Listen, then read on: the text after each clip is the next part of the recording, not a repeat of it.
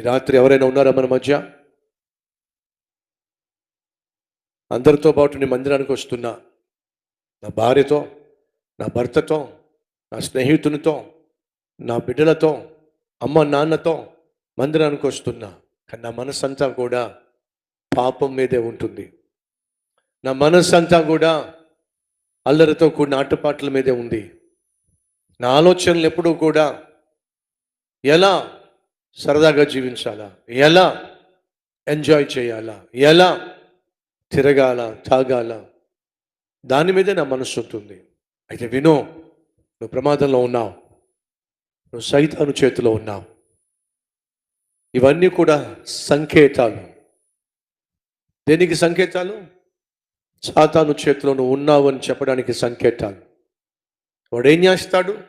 నీ చేత ప్రతి విధమైన అపవిత్రమైన పని చేయిస్తాడు, అపవిత్రమైన అలవాట్లను అంటగడతాడు, అపవిత్రమైన జీవితాన్ని మూటగడతాడు, నీ జీవితానికి అడ్రస్సే లేకుండా చేస్తాడు. మందిరానికి వస్తూ కూడా నేను క్రీస్తును విశ్వసిస్తున్నాను అని చెబుతూ కూడా నేను రక్షించబడ్డాను అంటూ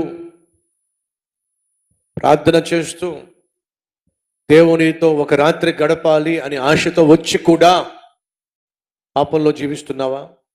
అయితే నువ్వు దేవునికి ప్రధాన స్థానము ఇవ్వటల్లా. నీ జీవితంలో విజయం సాధించాలి అని అంటే దేవునికి ప్రధాన స్థానము ఇవ్వాలి. దేవుణ్ణి నీ యజమానిగా, నీ జీవితాన్ని ఆయనకు అంకితము చేయాలి. అలా కాకుండా నీ జీవితాన్ని సైతాను చేతిలో పెట్టి ఆదివారము ఇలాంటి ఉపవాస ప్రార్థనలకో దేవునితో ఒక రాత్రి గడపడానికో వచ్చినంత మాత్రాన నీ జీవితంలో విజయము సాధించడం సాధ్యము కానే కాదు. ఎందుకంటే ప్రభు సెలవిస్తున్నాడు, ఏ దాసుడు ఇద్దరు యజమానులను ఏమిటట సేవించలేడు, ప్రేమించలేడు. ఒకరిని ద్వేషిస్తాడు, మరొకరిని ప్రేమిస్తాడు. నువ్వు సైతాన్ని ప్రేమిస్తున్నట్లయితే యేసయ్యను నువ్వు ద్వేషిస్తున్నావు. నువ్వు యేసయ్యను ప్రేమిస్తున్నట్లయితే నువ్వు సైతానును ద్వేషిస్తున్నావు.